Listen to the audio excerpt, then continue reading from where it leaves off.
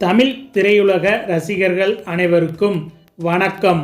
இந்த செய்தியை படிக்கும்போது நான் பயங்கர அதிர்ச்சி அடைந்து விட்டேன். தமிழ் திரையுலகை தன்னுடைய நகைச்சுவையால் கிட்டத்தட்ட 30 வருடமாக கட்டி ஆண்ட இரு சகாப்தம் ஒரே நேரத்தில் மரணமா? என்ன நடந்தது என்பதை இந்த வீடியோவில் விரிவாக பார்க்கலாம். அதாவது ஒட்டுமொத்த தமிழ் திரையுலகமும் கண்ணீரிலும் அதிர்ச்சியிலும் மூழ்கி இருக்கிறது என்றே சொல்லலாம். நக்கல் மன்னன் நடிகர் கவுண்டமணி அவர்களுக்கு 86 வயது ஆகிறது. அவரோட முதல் படம் வலி நிறைந்த வாழ்க்கை என்றே சொல்லலாம். இவருடைய வாழ்க்கை மிகப்பெரிய வலிகள் நிறைந்தது. ஆனால் அதை வெளியே காட்டிக்கிடாமல் தான் தற்போது வரைக்கும் ஜாலியாகத்தான் இருப்பார். இவர்கிட்ட என்ன பேசினாலும் கவுண்டர் கொடுத்துக்கிட்டே இருப்பாரு. இவர்கிட்ட இருக்கிற தனி ஸ்பெஷல் என்னன்னா அந்த காலத்து எக்ஸ்பீரியன்ஸ். இவரோட எக்ஸ்பீரியன்ஸுக்கு இல்லையே இல்லைன்னு சொல்லுவாங்க. எவ்வளவு பெரிய டயலாக்கையும் ஒரே டேக்கில் முடிச்சிருவாராம். அதே மாதிரி எல்லா நடிகர்களுமே ரஜினி உட்பட காமெடி சீன் எடுக்கும்போது கவுண்டமணி கிட்ட வந்து எப்படி எடுத்தா அது கரெக்டாக இருக்கும், எங்கே கட் பண்ணணும், எப்படி பண்ணணும் அப்படின்னு சொல்லிட்டு கவுண்டமணி கிட்ட கேட்டு தான் பண்ணுவாங்களாம். கவுண்டமணி அவர்களும் இது கரெக்டாக இருக்கும், இதை கட் பண்ணணும் இப்படின்னு எல்லா விவரமும் சொல்லுவாராம். அந்த மாதிரி ஒரு அனுபவம் உள்ள காமெடி சகாப்தம் என்றே இவரை சொல்லுவாங்க.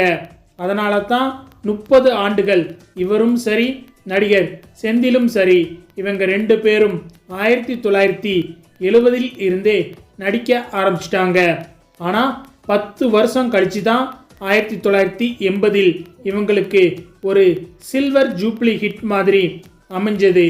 எப்படி சிவன் பார்வதி இல்லைன்னா உலகமே இல்லைன்னு சொல்கிற மாதிரி இவங்க 2 பேரும் இல்லைன்னா அன்றைய காலகட்டங்களில் 1980 இருந்து 2000 வரைக்கும் தமிழ் சினிமாவே கிடையாது. இவங்க 2 பேரோட பேர் டைட்டிலில் வந்தாதான் அந்த படம் நல்லா இருக்கும்னு ரசிகர்கள் நினைக்கிற அளவுக்கு இவங்களோட நடிப்பு இருந்தது. இவங்களோட ஒவ்வொரு காமெடிக்குமே தனி சிறப்பு உண்டு என்று தான் சொல்லணும். அதே மாதிரி இன்னொன்று கவுண்டமணி கிட்ட இருக்கிற தனி ஸ்பெஷல் என்னன்னா திரை உலகை சேர்ந்தவர்கள் சொல்கிறது தான். அதாவது திரைத்துறையில் ஒரு மிகப்பெரிய பிரச்சனை இருக்கு. இந்த ஜால்ரா போடுறவங்க, அதாவது காலையே நக்குன்னு நக்குவாங்கன்னு வைங்களேன். இத்தனைக்கும் பார்த்தீங்கன்னா உலக நாயகன் கமலஹாசன் எப்பேற்பட்டவருங்க, எவ்வளவு பெரிய லெஜண்ட் அவர். இப்போ என்ன பண்ணிக்கிட்டு இருக்காருன்னு உங்களுக்கே நல்லா தெரியும். ஆனால் கவுண்டமணி அவர்கள் வந்துட்டு திரையில் மட்டும்தான் நடிப்பார். மற்றபடி வாழ்க்கையில் நடித்ததா சரித்திரமே கிடையாது. உண்மையிலே இவரை கடவுளுக்கு நிகர்னு சொல்லலாம். ஏன்னா இவர் நடிக்க மாட்டார், கூல கும்பிடு போட மாட்டார், சலாம் போட மாட்டார். நீங்கள் ஸ்டாலின் அவர்களாக இருந்தாலும் சரி, மோடி அவர்களாக இருந்தாலும் சரி, யாராக இருந்தாலும் சரி, நானாதாயா இருப்பேன். நான் மற்றவனுக்கெல்லாம் வந்துட்டு அடிபணிஞ்சு போக மாட்டேன். இவரோட ஸ்டைல் அந்த மாதிரி தான். இந்த மாதிரி ஒரு மனிதர்கள் கிடைக்கிறது மிகப்பெரிய கஷ்டம். இதை மறைந்த நம்ம விஜயகாந்த் அவர்கள்கிட்ட பார்க்கலாம். விஜயகாந்த் அவர்கள் யாருக்குமே பயப்பட மாட்டார். அவராகத்தான் இருப்பார். இந்த கூல கும்பிடு போடுறது விஜயகாந்த் அவர்களுக்கு சுத்தமாகவே பிடிக்காது. அப்படிப்பட்ட மனிதர்களை பார்க்குறது ரொம்ப கஷ்டம். உலகம் ஒரு நாடக மேடை, நம்ம நடித்தாதான் வாழ்க்கையில் வெற்றி பெற முடியும்னு சொல்லுவாங்க. ஆனால் இந்த இரு மனிதர்கள் நிஜ வாழ்க்கையில் நடிக்கவே மாட்டாங்க. லைஃப்பில் வந்துட்டு எவ்வளவு பெரிய ஆளாக இருந்தாலும் சரி, அது அம்பானியாக இருந்தாலும் சரி, நம்ம கவுண்டமணி கவுண்டர் கொடுப்பாருங்க. எனக்கு திறமை இருக்குடா, நான் வாழ்ந்துக்கிடுவேண்டா, எதுக்குடா நான் அடுத்தவன் காலை நக்கி பொழைக்கணும் அப்படிங்கிற கேரக்டர் தான் இவர். இந்த மாதிரி மனுஷங்க கிடைக்கிறது ரொம்ப கஷ்டம். அதே மாதிரி மிகப்பெரிய வலி தான் நம்மளோட வாழ்க்கையில் வலிமையை கொடுக்கும் அப்படின்னு சொல்லுவாங்க. அதே மாதிரி தான் கவுண்டமணி அவர்கள் இந்த திரைத்துறைக்கு வர்றதுக்கு முன்னாடி கடுமையாக போராடி இருக்காரு. அதாவது சின்ன சின்ன நாடகங்களில் நடித்தார். அதுக்கப்புறம் நாகேஷ் அவர்களின் சர்வர் சுந்தரம் படத்தில் வந்துட்டு ஒரு சின்ன கேரக்டரில் கவுண்டமணி நடித்தார். அடுத்து மெல்ல மெல்ல வளர்ந்து 16 வயதினிலே படம் இவருக்கு மிகப்பெரிய திருப்பு முனையாக அமைந்தது. இவரோட குரு இயக்குனர் பாரதி ராஜா என்று தான் சொல்லணும். இந்த 16 வயதினிலே படம் மூலம்தான் சூப்பர் ஸ்டார் ரஜினி மற்றும் கவுண்டமணி உருவானார்கள் என்பது குறிப்பிடத்தக்கது. கவுண்டமணியோட வாழ்க்கை ரொம்ப சிறப்பாக தான் இருந்தது. இவர் மட்டும் அதிமுகவுக்கோ திமுகவுக்கோ ஜால்ரா அடிச்சிருந்தாருன்னு வைங்க, இன்னைக்கு பல கோடிக்கு அதிபதியாக இருப்பார். இந்த நிலைமையில தான் கவுண்டமணி அவர்களை எது புரட்டி போட்டதுன்னா நல்லா தான் நடிச்சுக்கிட்டே இருந்தார். திடீர்னு பார்த்தா சினிமா துறையில் இருந்து ஒதுங்கிட்டாரு.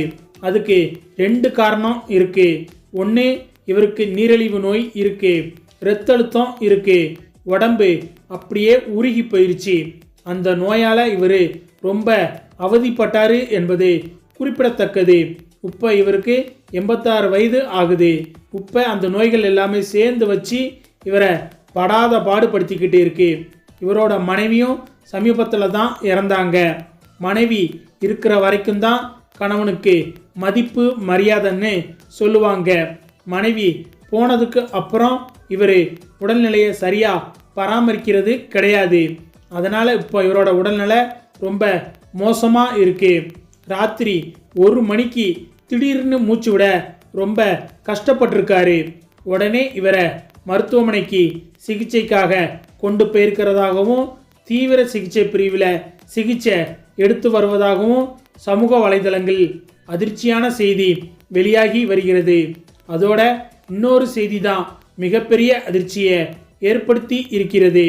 இவருக்கு தற்போது வெண்டிலேட்டரில் சிகிச்சை அளிக்கப்பட்டு வருவதாக கூறப்படுகிறது. வெண்டிலேட்டர் போனாலே உயிர் பிழைப்பது மிகப்பெரிய கடினம். அதற்கு காரணம் என்னவென்றால் நம்ம நார்மல் சுவாசம் விட முடியாது, செயற்கை சுவாசம் கொடுப்பாங்க. அந்த மாதிரி ஒரு மிகப்பெரிய இக்கட்டான சூழலுக்கு நடிகர் கவுண்டமணி வந்துவிட்டார் என்றும் ஒரு அதிர்ச்சியான செய்தி சமூக வலைதளங்களில் வெளியாகி உள்ளது. அதே மாதிரி இவருக்கு 2 மகள்கள், ஒரு பையன் இருந்திருக்காங்க. அந்த பையனை இவர் ரொம்ப செல்லமாக வளர்த்து வந்தார்.